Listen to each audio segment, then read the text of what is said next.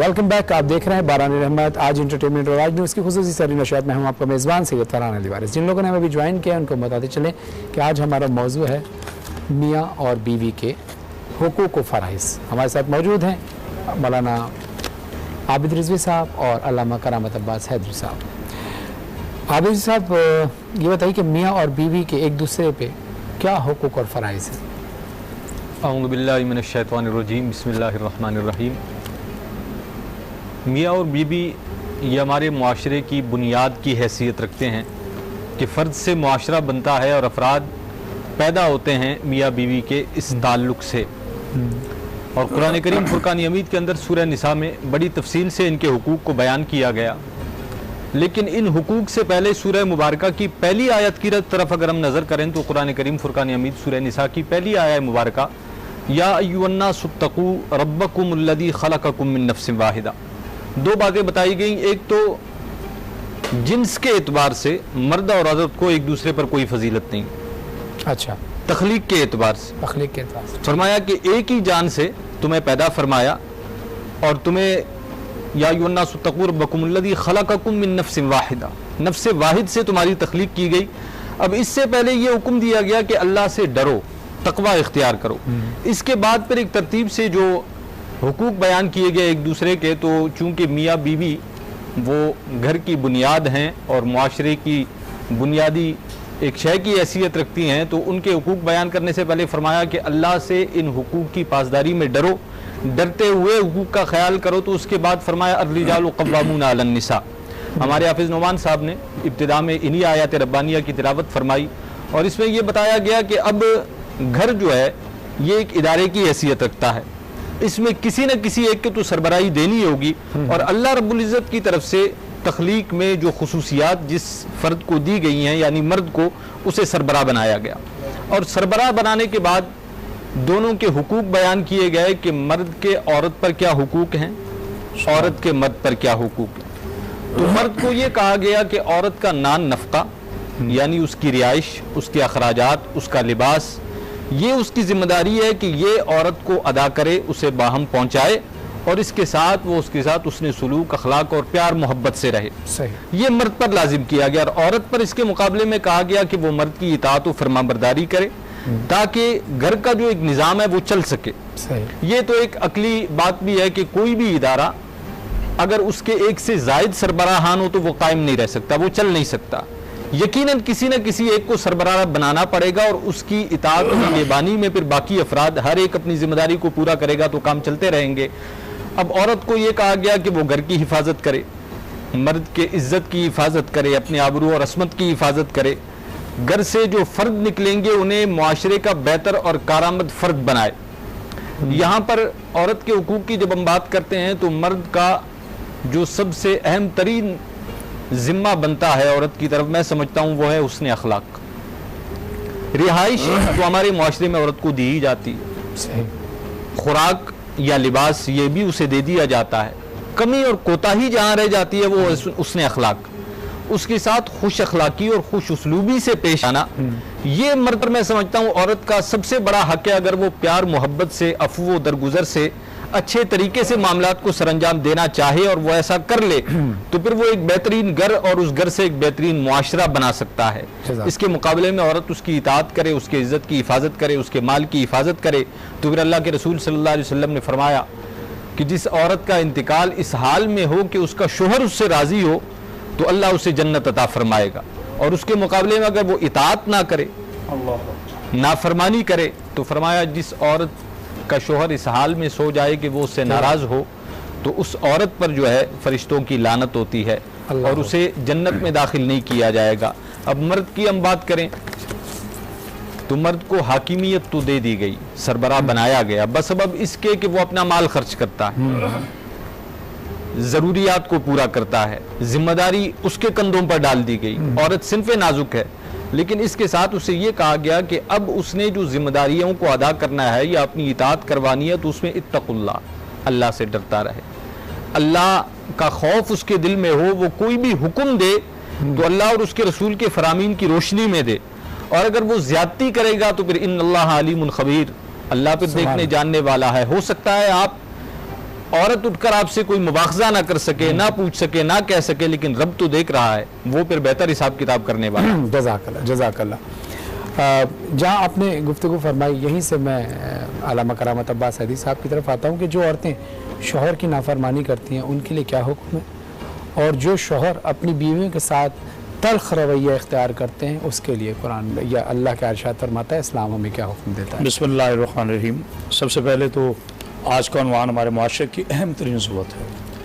अब मैं आता हूँ भाई के सवाल की तरफ। इस सवाल का सबसे बेहतरीन जवाब हम क्या देंगे?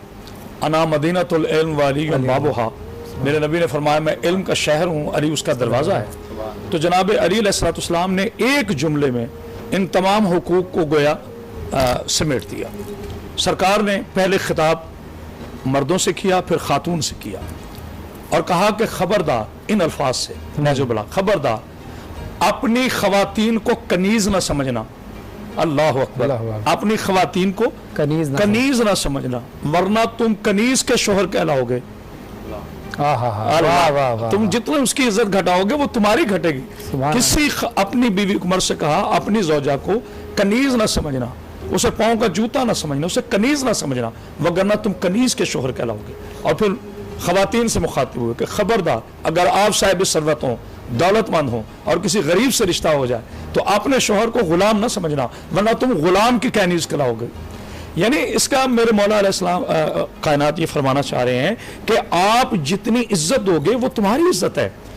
सबसे पहला रिश्ता जो दुनिया में कायम हुआ, जनाब से फरहान वारिस साहब, अल्लाह ताला आपके, मैं रोज़ दुआ करता हूँ कुल मुस्लिमीन और मुस्लिमात के लिए, आलमीन के लिए और बिलखसूस आपके इस चैनल की काविश के लिए। देखिए फिर सबसे पहला जो रिश्ता कायम हुआ, यानी बेटी, बेटा, चचा, ये सारे रिश्ते बाद में। कायनात का सबसे पहला रिश्ता क्या है? मियाँ और बीवी का, जनाब आदम और जनाब हव्वा। ये कायनात का सबसे पहला रिश्ता कायम हुआ मियाँ और बीवी का। बीवी खून से नहीं है, बड़ा अहम जुमला कह रहा हूं, बड़ा अहम जुमला कह रहा हूं, बहुत अहम जुमला। बीवी आपके खून से नहीं है, मगर हर खून का रिश्ता उसकी वजह से है। अल्लाह, बीवी आपके खून से नहीं है, बीवी से आपका खून का रिश्ता नहीं, बीवी से आपका निकाह का रिश्ता है। निकाह है तो वो आपकी ज़ौजा है, वगरना वो आपके लिए गैर महरम है। अब उस रिश्ते की वजह से आगे सारे रिश्ते हैं, वो जो नस्ल चलेगी। अब इसी तरह कहा गया कि एक खातून की जिंदगी के 3 हिस्से हैं। पहले वो किसी की बेटी है, फिर वो किसी की ज़ौजा है, फिर वो किसी की माँ है। फिर मैं मरते हुए कहूंगा, पहले वो किसी की बेटी है, फिर वो ज़ौजा है, फिर वो किसी की माँ है। जब वो किसी की बेटी है तो अपने बाप के लिए रहमत है, रहमत है। अल्लाह अकबर। जब वो बेटी है तो अपने बाप के लिए रहमत है। जब वो ज़ौजा है तो अपने शोहर के ईमान का हिस्सा है, और जब वो माँ है तो जन्नत औलाद की उसके कदमों तले है।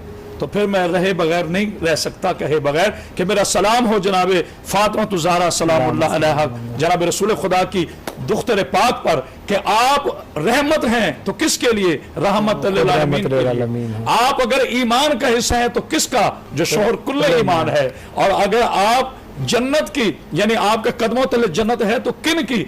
पूरी कायनात की जन्नत जिनके कदमों तले है। ये है एक, ये तो उन बहुत बड़ी हस्तियों की बात। हम आते हैं मुआशरे के हुकूक पर। इस पर मुझे अख्तर चनियोटी मरहूम का एक शेर याद आ रहा है, अलामा की नजर भी कर रहा हूँ, और तमाम के और आपकी बिलखसूस, कि औरत को कभी हेच समझना ना खुदारा, औरत को कभी हेच न समझना ना खुदारा, औरत को कभी हेच समझना ना खुदारा, औरत कभी मरियम, कभी हव्वा, कभी ज़हरा। अल्लाह। लेकिन चूंकि इस्मत का मयार और है, ये जिनके मैंने नाम लिए, जिनका अख्तर चनोटी ने जिक्र किया, वो इस्मत के उस दर्जे पर थी जहां हमारी खवातीन नहीं है। और वो मर्द, हम इस माशरे के जो मर्द हैं, वो उस दर्जे पर नहीं है जहां रसूल खुदा या जनाब मौला कायनात या अब आते हैं इस मर्द। अगर कोई खातून अपने शोहर नामदार की गुस्ताखी करे तो इसके बारे में अहादीस रसूल मौजूद है कि फरिश्तों से भी पहले खुद अल्लाह लान करता है उस इंसान। देखिए, शोहर का एक अल्लाह ने हाकिम करार दिया, कुरान की जैसे मौलाना फरमा रहे थे, निसाब पर हाकिम करार दिया। वो उसका शोहर भी है, वो उसका हाकिम भी है, और कहने में है कि उसका मजाजी खुदा भी है। तो अब जहां इतने मौकेमात हुक्म है, मैं बेटियां नाराज ना होना, मैं ये आपके खिलाफ बात नहीं कर रहा, मैं आपके हक में बात, और मर्द हजरात नाराज ना हो, उनके लिए फरामीन आगे मौजूद है, क्योंकि इस्लाम में इक्वल हकूक है। अल्लाह और मेरा पाक रसूल और ये पाक शरीयत और ये पाक कुरान किसी के हक तलफी का हुक्म नहीं देता। यही मेरे नबी फरमा रहे हैं कि इस्लाम में औरतों और मर्दों के हुकूक बराबर हैं। वाहिद मेरे नबी पाक सल्लल्लाहु अलैहि वसल्लम, मेरे लाखों सलाम अपने आका पर, मेरे नबी पाक की शरीयत है जहां पर मर्द और औरत के हुकूक एक जैसे हैं। ये रिश्तों के हुकूक बताए जा रहे हैं। अच्छा, खातून वो जो बेअदबी करे उसके लिए सजा मुकर्रर की, और उस मर्द को नबी पाक सल्लल्लाहु अलैहि वसल्लम ने सियासत में मौजूद है इन जुमलों से कहा कि जो अपनी खातून खाना पर, जो अपनी ज़ौजा को कमतर समझे या उस पर अपने आमरियत दिखाना चाहे या अपनी जाती जिंदगी की मलूकियत दिखाना चाहे तो अल्लाह का नापसंदीदा है वो, क्योंकि जिसने पहला हक अदा नहीं किया वो आगे हक अदा क्या करेगा। यानी पहला हक है ज़ौजा का, वही अदा नहीं किया तो वो बच्चों के हकूक क्या अदा करेगा। जिसको अपनी ज़ौजा के हुकूक गस्ब करने की आदत पड़ जाए वही बेटियों के हुकूक भी गस्ब करेगा, आगे औलाद के भी हुकूक गस्ब करेगा, क्योंकि मिजाज बन चुका है हुकूक के गस्ब का। और इस्लाम में हुकूक के गासिब की सजा, मौलाना तशरीफ फरमा है, अल्लाह ने वाज़ेह फरमाया कि हुकूक के गासिब की सजा जो है वो अल्लाह के यहाँ मौजूद है, वो नबी की शरीयत में मौजूद है कि हुकूकुल्लाह का, हुकूक रसूलुल्लाह का, हुकूक अहले बैत का, हुकूक इज्जत सहाबा इकराम का, हुकूक औलिया का, किसी का भी जो हक है आप उसके हुकूक के गासिब ना बने। इसी तरह एक जुमला में और अर्ज करके आपसे आगे बढ़ाती बात को कि जनाब इमाम हसन अलैहिस्सलाम, अल्लाहुम्मा सल्ली अला मुहम्मद व आले नवास रसूल, जिगर गोशे बतूल, जो तरबियत रसूलुल्लाह सल्लल्लाहु अलैहि वसल्लम से पले हैं, आपके एक इरशाद पाक है। आपसे किसी ने पूछा कि मौला सबसे बड़ा बहादुर कौन है, तो कहा कि मेरे बाबा अमीरुल मोमिनीन फरमाते हैं कि सबसे बड़ा बहादुर वो है जो मुआफ करना जानता हो। सुभान अल्लाह। ये नहीं कि जो सरों के अंबार लगाना चाहिए। अगर खातून से गलती हो जाए तो शोहर को चाहिए कि मुआफी दे दे, और अगर कहीं शोहर नामदार से कुछ अल्फाज ऐसे अदा हो जाए, यानी हमें लेके चलना, ये रूह और जिस्म का ताल्लुक है। अगर माँ, अगर शोहर और बीवी लड़ेंगे तो औलाद पे उसके क्या असर होंगे। जज़ाकल्लाह। अल्लामा करामत अब्बास हैदरी साहब और आबिर साहब बहुत खूबसूरत अंदाज से हमारे रहनुमाई फरमा रहे थे। यहाँ मैं चूँकि मैं भी ज़ाहिर शादीशुदा हूँ, मेरी भी ज़ौजा हैं, और बहुत सारे लोग जो शादीशुदा हैं उनको बस एक मैसेज देना चाहूँगा कि आप लोगों की इजाज़त हो तो कि देखिए, अंडरस्टैंडिंग क्या होती है। अंडरस्टैंडिंग ये नहीं होती कि हम एक दूसरे को कितना जानते हैं, बल्कि रिश्तों को अगर जोड़ना है तो ये जहन में रखिए, अंडरस्टैंडिंग इस बात को कहते हैं कि हम एक दूसरे की गलतियों को कितना माफ़ करना जानते हैं। बस ये सोच लें तो इंशाल्लाह हमारी ज़िंदगी समझ जाएगी। नाज़रीन, ये सेगमेंट अभी चलता रहेगा, वक्फे के बाद दोबारा आते हैं, देखते रहिए बारान रहमत। इसी मौजू पर दोबारा से शुरू।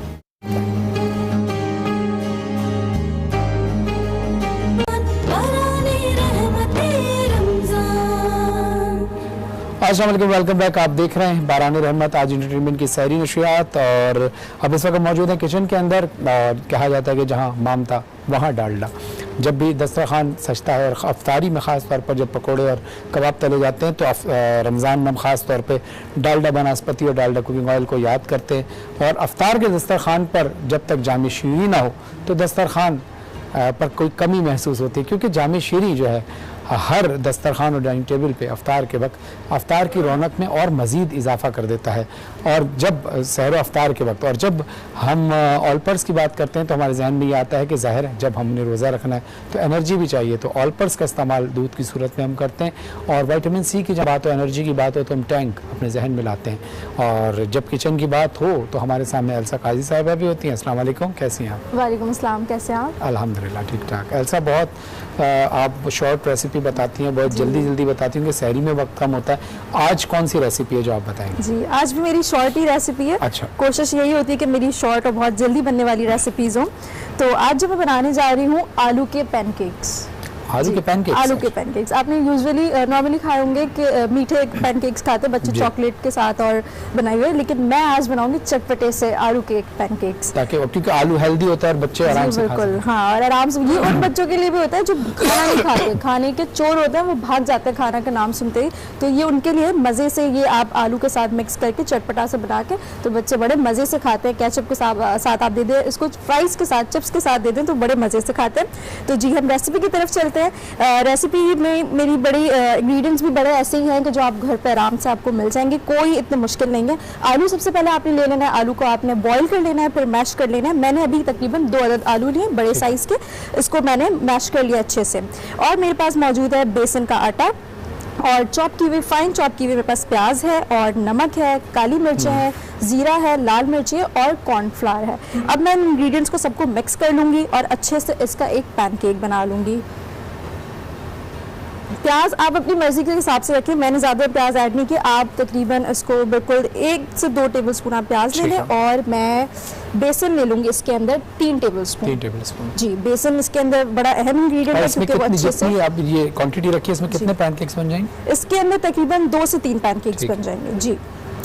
वो पहले उसका साइज़ बड़ा छोटा सा होता है, जब आप उसको ऑयल के अंदर फ्राई कर रहे होते हैं ना तो वो इसकी जो साइज़ है वो बड़ा हो जाता है। तो मैंने इसके अंदर तकरीबन 3 टेबलस्पून मैंने बेसन डाल दिया। बेसन बड़ा अहम इंग्रेडिएंट है, बेसन आप ज़्यादा ऐड करेंगे इसके अंदर। और कॉर्नफ्लावर में ले लूँगी 1 टेबलस्पून। 1 टेबलस्पून, ठीक है। और उसके बाद जी, इसके बाद हम लाल मिर्चें हस्बे ज़रूरत मैं ले लूँगी बिल्कुल 1 टेबलस्पून ले ये भी हस्बे जायका लेंगे? जी जी, हस्बे जायका। और मैं ज़ीरा ले लूँगी, थोड़ा सा सफ़ेद ज़ीरा, और काली मिर्चें भी बिल्कुल थोड़ी सी, ज़्यादा नहीं, सीजनिंग जैसे कहते हैं, काली मिर्चें और नमक मैंने 1 टेबलस्पून ले लिया है। ठीक है जी। अब इन सब इंग्रेडिएंट्स को आपने पानी भी ऐड करना है क्योंकि पानी नहीं होगा तो इसकी मिक्सिंग अच्छी नहीं होगी। पानी आप इसके अंदर आधा कप ऐड कर दें। आधा कप, ठीक है जी बिल्कुल। अब इसको मिक्स करेंगे। जी जी, अच्छे से मैं इनको मिक्स करूंगी। आप इतने मिक्स करें, फिर हम आपकी तरफ आते हैं। जी बिल्कुल। ठीक है, तब तक ये तैयार भी हो जाएगा और मेरे काम से बात भी हो जाएगी। जी नाज़रीन, हमारा जो मौजूद चल रहा है वो मर्द और औरत के यानी मियाँ बीवी के हुकूक और फ़राइज़ के हवाले से चल रहा है। हमारे साथ आबिद रिजवी साहब मौजूद हैं और अल्लामा करामत अब्बास हैदरी साहब मौजूद हैं। आबिद रिजवी साहब से सवाल ये है कि बीवी किन सूरतों में, यानी देखिए अल्लाह का पसंदीदा अमल जो है वो ये है कि इंसान मर्द और औरत शादी कर, और नापसंदीदगी में होती है उनकी अलहदगी हो जाए। तो लिहाजा हम तो दुआ करते हैं कि अल्लाह तमाम जोड़ों को सलामत रखे, लेकिन कभी जो मजबूरियाँ ऐसी आ जाती हैं उसमें हम क्या रहनुमाई हासिल कर सकते हैं कि जो किन सूरतों में बीवी जो है वो शौहर से अलहदगी इख्तियार कर सकती है और किन वजूहात की बिना पर शौहर बीवी से अलहदगी इख्तियार कर सकता है? बिस्मिल्लाहिर्रहमानिर्रहीम। फरहान भाई, जैसे कि आपने ख़ुद कहा कि बेहतर और अफजल तो ये है कि ये एक रिश्ता मोहब्बत कायम रहे जी, और शादी को आक़ाइद आलम सल्लल्लाहु अलैहि वसल्लम ने निकाह से मुताल्लिक़ फरमाया कि निकाह मिन सुन्नती फमन रग़िबा अन सुन्नती फलैसा मिन्ना। निकाह मेरी सुन्नत है, जो इसकी तरफ रग़बत ना करे वो फिर कामिल हम में से नहीं। अच्छा, जब ये रिश्ता तय पा जाए तो अब इसे निभाना, इसके लिए शरीयत ने फिर हुकूक बयान कर दिए कि ये तुम्हारे फ़राइज़ और तुम्हारी ज़िम्मेदारियाँ हैं, ये तुमने पूरी करनी है, मर्द से कहा गया। और कुछ फ़राइज़ और ज़िम्मेदारियाँ औरत पर रख दी गई कि ये तुमने पूरे करने हैं और इन्हें तुम पूरा करते रहोगे तो ये रिश्ता मोहब्बत चलता रहेगा। अब इसमें अलहदगी या नाचाकी की सूरत वो बनती है कि दोनों फरीकैन में से कोई एक फ़र्द अपने हुकूक और फ़राइज़ को अदा ना कर रहा हो। यानी मर्द को ये कहा गया कि वो नान नफ़का दे, वो उनकी रिहाइश का बंदोबस्त करे, इज़्ज़त व एहतराम से रखे। अगर मर्द अपने इन फ़राइज़ को पूरा नहीं करता, इसमें कोताही करता है कि वो नफ़के खर्चे की ज़िम्मेदारी नहीं उठाता, वो मुनासिब रिहाइश नहीं देता, वो लिबास फराम नहीं करता अपनी इस्तिताअत के मुताबिक, या फिर वो हुस्न सुलूक और इज़्ज़त व एहतराम से नहीं रखता, और सूरत हाल यहाँ तक पहुँच जाती है कि वो अपनी कोताही का एतराफ़ करने के बजाय उस पर डट जाता है, हटदर्मी दिखाता है, खातून का उसके साथ रहना मुश्किल हो जाता है, तो फिर शरीयत ने अब उसे इजाज़त दी है कि वो एक अलहदगी का रास्ता इख्तियार करके खुला का मुतालबा कर सकती है। और मर्द के लिए ये रखा गया, चूँकि उसे हाकिमियत दी गई, उसे औरत पर फजीलत दी गई, तो उससे ये कहा गया कि जब उसके मामले में हक तलफी हो, यानी खातून उसकी इज़्ज़त व आबरू की हिफाजत ना करे, अपनी असमत की हिफाजत ना करे, उसकी इताअत ना करे, तो कहा पहले तो उसे समझाओ। अगर तुम्हें खौफ हो कि वो नाफरमानी कर रही है, पहले तो प्यार मोहब्बत से बिठाकर उसे समझाया जाए कि यहाँ तुम गलत हो और इस मामले में तुम अपनी इस्लाह कर लो, और अगर वो अपनी गलती का एतराफ़ कर ले उसे माफ़ कर दिया जाए। जैसे आपने कहा कि एक दूसरे को कितना आप माफ़ कर सकते हैं, ये बात अहमियत रखती है। और अगर गलती का एतराफ़ ना हो, हटदर्मी वाली बात हो, ज़्यादती वाली बात हो, तो फिर शरीयत ने दूसरा रास्ता दे दिया कि खातून से फिर अपने बिस्तर को अलग कर लिया जाए। ये एक तादीब अदब सिखाने के लिए हुक्म दिया गया, और ये सख्त तरीन हुक्म है किसी भी औरत के लिए। जो शादीशुदा लोग हैं वो इस बात को समझ सकते हैं। और उसके बाद कहा गया कि फिर अगर इससे भी बात ना बने तो खातून को अदब सिखाने के लिए कुरान करीम फुरकान हमीद की आया मुबारका का मफहूम है कि उसे मारा जा सकता है, लेकिन सैयद आलम सल्लल्लाहु अलैहि वसल्लम ने इसकी तफसीर में